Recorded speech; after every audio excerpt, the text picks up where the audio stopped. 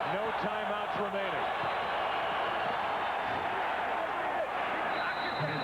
That's Fred Beasley, and we'll see where they put it down. He needed to get to the 10, and it's a first down for San Francisco. And now the 49ers can do what they wish with the ball, run the clock down, and bring Cortez on to try and win it. Yeah, you look at what the, what do the Raiders try to do right now, and you see here with Garcia getting the first down and getting his guys jazzed, but the best thing for Oakland right now is for them to score. Otherwise, it's going to come down to just kicking a field goal with time running out. Keep it on the ground, no surprise. Garrison Hurst down to the 8. Eric Barton, his 12th tackle of the day, leading this Raider defense. This is one of those weird situations, and we saw it in New Orleans a few weeks back, where you may actually think about allowing the touchdown so you could get the football back to at least have some sort of a chance in the ball game. If you simply allow them to run this clock down, which apparently is exactly what's going to happen, I mean, it's essentially an extra point to win the game. 28 seconds and counting. Garcia will get it to the middle of the field. Okay, man, we're done here. Now it's 3rd and goal, and you may think about spending a timeout. I think you want to call it earlier rather than late. Remember now, it's only 3rd down, so if this ball were to be fumbled or botched or even the kick blocked, you would have another chance, but not now, not in 3 seconds. 3 seconds left. The 49ers call timeout and bring Cortez on to try to win it. 27-yard try to try and win it. Good snap, good hold, and it's yanked. No good.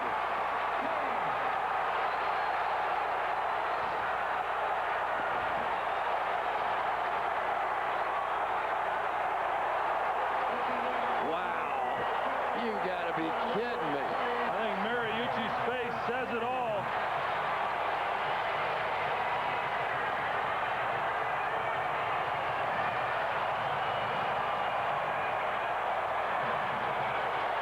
There is life for the Raiders. And all the 49ers can do is shake their heads after this. Pull hook from Jose Cortez. It wasn't even close. Wasn't even close. That's exactly right. And too many times you get down in that situation and you think that the field goal is automatic. That's why more and more you're seeing teams trying to score touchdowns rather than conceding the attempt for the field goal. The reaction by Al Davis. Jim Otto. Wow. Overtime is the same as we play in the 4th quarter with 2 exceptions. Each team gets 2 timeouts, and the first team to score wins. What is your call? Tails is the call. It is a tail. Take the ball. Going to kick that way. San Francisco won the toss and will receive. So the 49er offense will head right back onto the field. The 49ers have 2 kickers, Jose Cortez and Jeff Chandler. It's been Cortez so far. That may change. Jose Cortez has had Jeff Chandler looking over his shoulder all season, inactive for these games, but that might change. Chandler, a 4th-round draft pick out of Florida. Cortez has missed 2 field goals today. The team winning the coin toss this season in overtime, 9-3.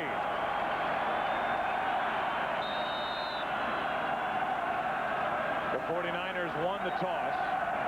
They receive, and you think back to the last return by Jimmy Williams, which set up that drive. It was a 48-yard return that got the ball out to the 46. The 49ers had everything pointed their way except for the kick off the foot of Jose Cortez. That's right, and that's been the Achilles heel for this Raiders special teams. They've got to do a better job here. Janikowski to Williams from just outside the goal line. the 20, met at the 22, and that's it. Garcia and the 49er offense back to work. Missed opportunities, missed kicks to the area known as the black hole here in Oakland. The latest one with 3 seconds remaining, and it never had a chance. And now the Raiders have a chance as this game goes to overtime. This is professional football. You don't miss those kinds of kicks.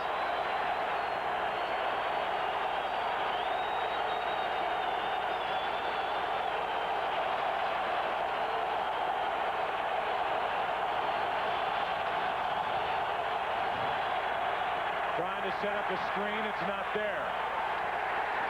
The catch made by Hurst, brought down immediately, a loss of 2. Terrence Shaw made the stop. The last meeting, October 8th of 2000, tied 28-28 at the end of regulation.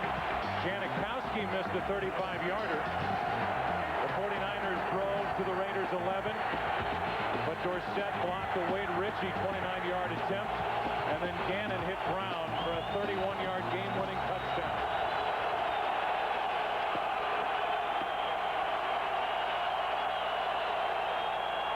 Raiders show blitz, and they come.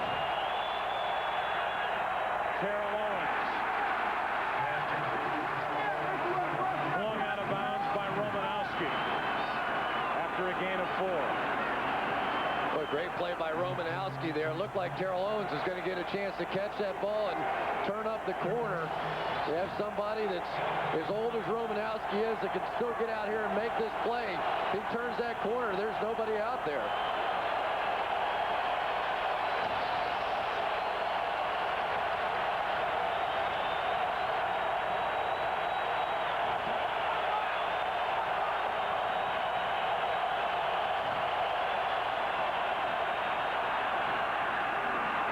Is caught, and a first down for San Francisco. Ty Streets has made a name for himself the last 4 weeks. And that's a big first down because we talk about it, and field goal position is so important anyway in a normal course of a game, but when you get into overtime, field position is vital. It was important for them to get that first down so that if they don't get a first down here, they can punt it and back the Raiders offense up. We'd like to welcome those of you watching other games. 49ers missing a field goal at the end of regulation. We're in overtime in Oakland. No gain by Kevin Barlow as the 49ers won the overtime coin flip. And this is the first possession of the extra period. The game summary, Garcia's day. He guided the 49ers into position to win the game, but Jose Cortez missed a 27-yarder. Gannon only 164 yards. Owens a huge day, 10 catches, 172 yards. Second down and 10. Garcia can't find anyone. Now he outlets it to Owens, who gets to the 35. Derek Gibson made the stop. A recap of this game. Kerry Porter with a first touchdown catch, a beauty over Webster. Owens the big day, but it was Cedric Wilson with a first touchdown for the 49ers. Streets with the last for San Francisco. Garner tied it. This to win it. Yanked from Jose Cortez. The Raiders did not bring pressure on the last third down. It really surprised me. I hope they come with it this time. Terrell Owens out of the lineup for San Francisco on third down. Garcia trying to run for it, and he has a first down. Knocked out of bounds by Gibson. I don't believe it. I really don't. This team's been having so much success bringing the pressure just because you get them back in a third down and 8, third down and 9 on both third and long situations. They bring just 4. They drop back into a zone. And here goes Garcia again. That's the second time they've missed an opportunity to get the football. And that's when Garcia really is most dangerous, and the Raiders talk to us about that we don't want Garcia being able to step up and then slide out to his right, looking for receivers and opening up running lanes. He's completed 14 straight. First down and 10. Barlow, nothing. and second down, they bring pressure, they have success. Third down, they just fall back, and they allow them to pick up the first down. Now 2 assistant trainers are working on the legs of Terrell Owens, who's been bothered by cramps pretty much the entire afternoon. I don't like the looks of that. Boy, the Raiders like the looks of that one right there, pinning San Diego's second loss on them. Time of possession dominated by the 49ers, but we're 20-20 in overtime. Second down and 10. Blitz again. Garrison Hurst lost yardage. A loss of 1 to Lawrence Grant, first there. It's almost been comical to me. On first and second down, 100% blitz. On third down, 100% no blitz, no pressure, drop back, play zone. Let's see how they play it here. Well, it's a good thing DeLawrence Grant was there to make the play, because Napoleon Harris was on the blitz. He ran right by the ball carrier. The 49ers 13 of 18 on third down. It's 3rd and 11. Owens back in the lineup for San Francisco. There's Terrell Owens.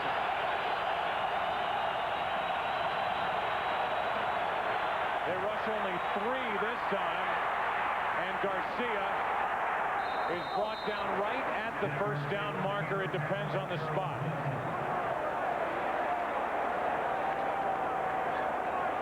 It depends on the spot as to whether it's 4th and inches or first down. Troy, you're a whole lot smarter than I am. Can you explain that? How can you stuff them first and second down, bring in pressure every time, and then third down, you just drop back and let them go for 10? I think what you got to do in this situation, given the fact that the last 2 times it's been Jeff Garcia that has picked up the first down with his feet, that you got to somehow get a guy on him or spy him or do something. That time they go with a 4-man rush, creates lanes. You saw what happened. Jeff Garcia again makes one guy miss, and when he's out in the open field like that, you're not going to be able to bring him down. But if you blitz, you don't have these kinds of lanes to run through. Bringing just 3, you're playing really into Garcia's hands, and really what they did was they spied that time on him. Bringing Travion Smith up there to be the spy, he just missed the tackle. And now they're going to review the spot for the second time in this game to make sure that they place the ball down in the correct position. As you could see, by about half the football, Garcia picked up the first down. So Jerry Austin back over to the hood, and we'll take another look at it from up high. Needs to get down to, what, about the 44-yard line. Good call. Got at least to the 44, maybe even a little bit more. It looked to me like he might have even got, well, right there. Oh, man, wait a minute. Well, that's a different look right there. We can freeze it right when that knee hits the ground. Ball right there. This one's going to get changed. There's the line. There's the ball. They're going to change this one. We had the camera right on the 44-yard line. You could see clearly that when the knee went down, the ball was not at the 43. Or excuse me, the 44. Terrific job by our crew to give us that look. And Jerry Austin, we've already mentioned in this game, very quick, doesn't waste a lot of time, will give us his assessment.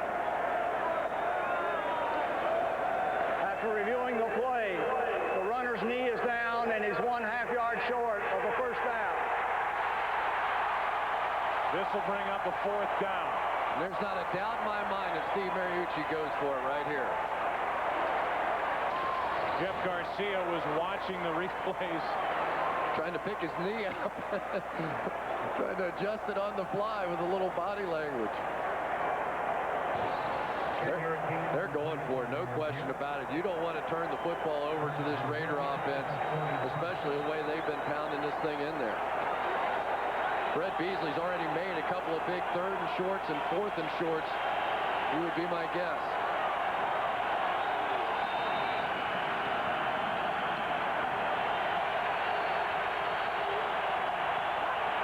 They're in a too tight 1-receiver package. Beasley. I don't think he can. Again, it depends on the spot, but it looked like he picked up the first down. Yeah, based on where the lines judge was running in, it does look like he picked it up. But they're going to call for a measurement. And now as they set the ball down, it certainly looks like they picked up the first down. Tony Bryant shaken up on that play.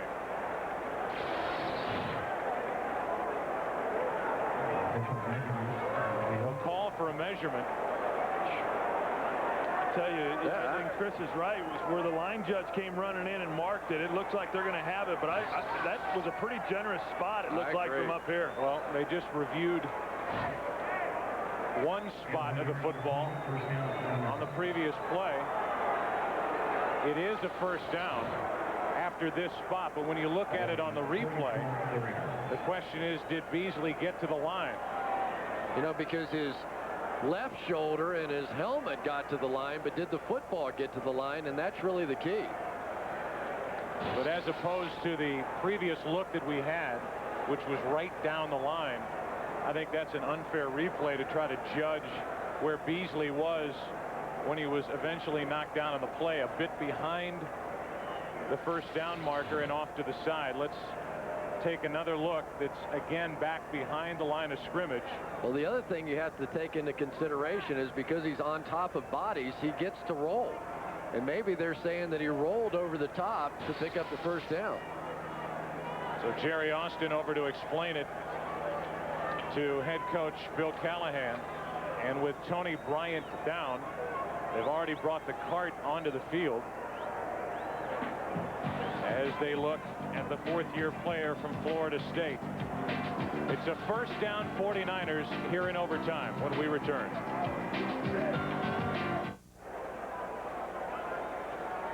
They get the backboard out to help get Tony Bryant off the field. We take a look at the injury, number 94 coming down the line.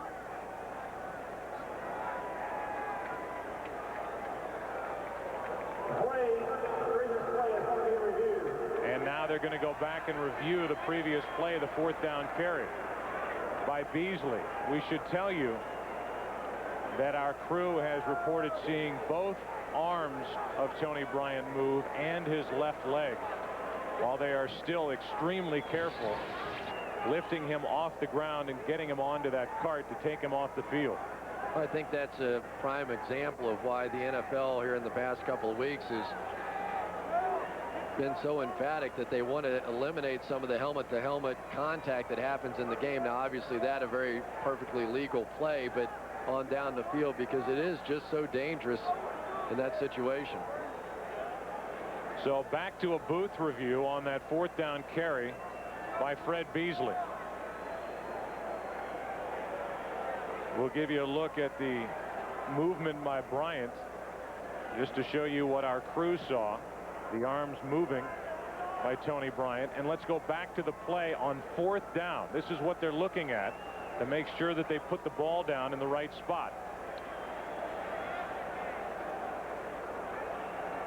Jerry Austin has again spent a short amount of time under the hood and will give us the call.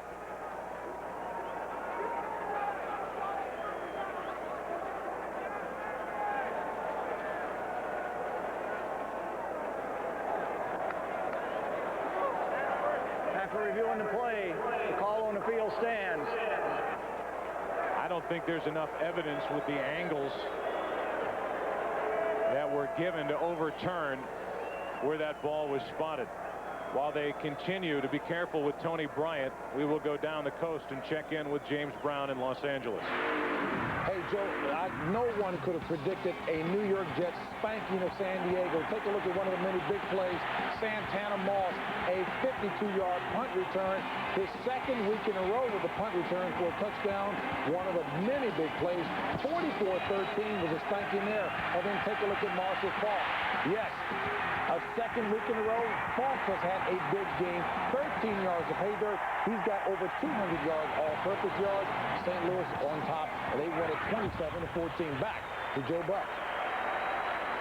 All right, James Brown, and those highlights are important for both these teams. We mentioned that San Francisco started the day at 5-2. But should they lose today, the Rams would be in a situation where it looked like the season was over after 5 games.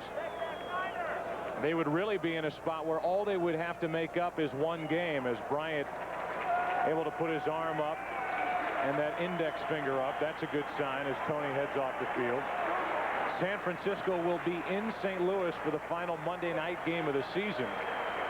So the 49ers certainly don't believe that the Rams are finished this season like many people had considered them after the 0-5 start. And then, as you talked about, Chris, a 4-3 Oakland Raiders team, having lost 3 in a row, and they're at Denver next week.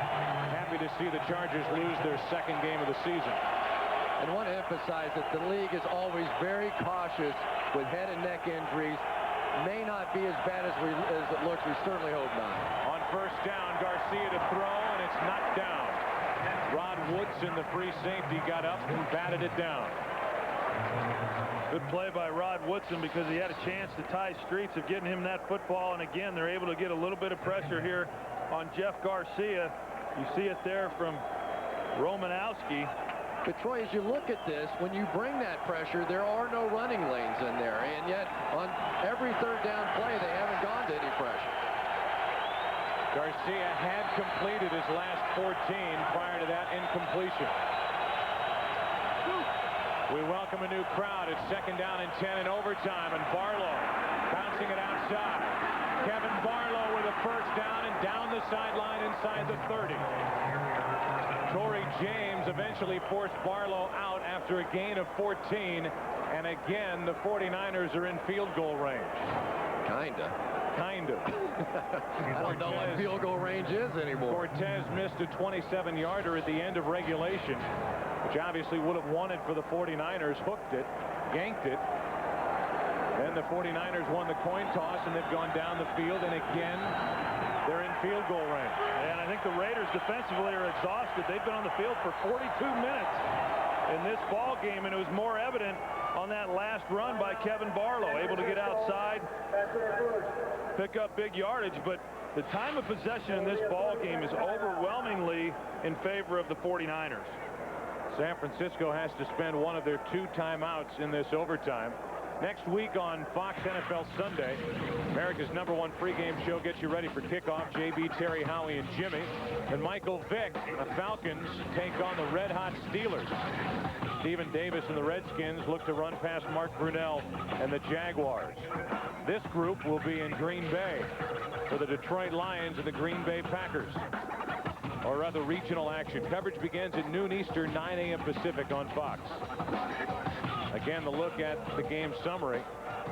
And this defense for the Raiders, which started the day 17th in the NFL, has been worn down by the San Francisco offense at the end of regulation and now here in overtime. From the 29-yard line. Out of the shotgun, Garcia throws. Owens. Terrell Owens. Down to the 10. 19-yard throw and catch to Owens, who has had a huge day. Owens is laughing because he conned him. Watch Terrell Owens. Now he's going to jog like the cramps are still bothering him. Get up on the linebacker. Boom. Now hit the gear and just flew right past him. Absolutely no chance at all for Eric Barton to keep up with him. Well, and the other thing that's surprising is they split out Justin Swift outside wide, and they had Charles Woodson covering the tight end. You'd think they'd put him on Terrell Owens man-to-man. It's first down. It's Kevin Barlow. And the ball down to the 8. Let's go down to the sideline and Pam Oliver. Okay, Joe, I want to give you an update on Raiders defensive end Tony Bryant. Remember, he was on the field for a very long time with an injury. His arms and legs were moving. Bryant, they are looking at a possible neck injury. Don't know the extent of it. He's been taken to a local hospital for observation.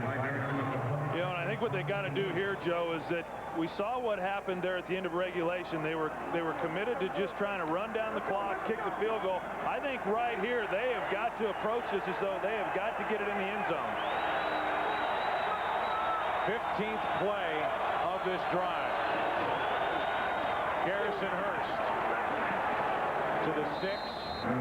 Forward progress close to the 5. So you, Troy Aikman, if you're running that offense down there, you're not taking anything for granted with your kicker, Jose Cortez. Well, no, not after missing 2 and missing the game winner there at the end of regulation. And I'm not talking about doing anything foolish. I think you got to be smart if you're going to try to throw the football here, but I would try to pick up a play here that I thought would give me a chance to get the first down and get 2 to 3 yards. They need 2 for a first down. From the sticks. Garcia keeps it. Shy of a first down, trying to get the ball into the middle of the field, and again Jose Cortez, who has missed 2 field goals into this end of the field, the end they call the black hole here in Oakland, will get another shot at it. Let's not get any of our field microphones too close to the black hole at this point. You got to wonder what the psyche is right now of Jose Cortez. You got to believe that he's not going to be kicking this with a great deal of confidence. And Oakland will spend a timeout and try to ice Cortez. The misses today. A 39-yarder, and then the 27-yard try to win it. Didn't have a chance from the instant it left his foot. But then one of the biggest plays of the day was the overtime coin flip. And the 49ers now have run 30 consecutive plays down the field. At the end of regulation, 14 plays, and now 16 on this drive to open the overtime. There aren't many times in life you can say your career could change in a single moment, but this is clearly one of them for Jose Cortez. Used to work as a roofer for his father-in-law. 23-yard try. And the 49ers have won here in Oakland. San Francisco goes to 6-2. I guess he kept his job, Chris. For a week. Al Davis. That look. Another disappointing day for the Oakland Raiders, who have now lost 4 straight. And they are faced with a trip to Denver next week, where they haven't won since 1994. The San Francisco 49ers cross the bay and get an overtime 23-20 win in Oakland. Back in a minute.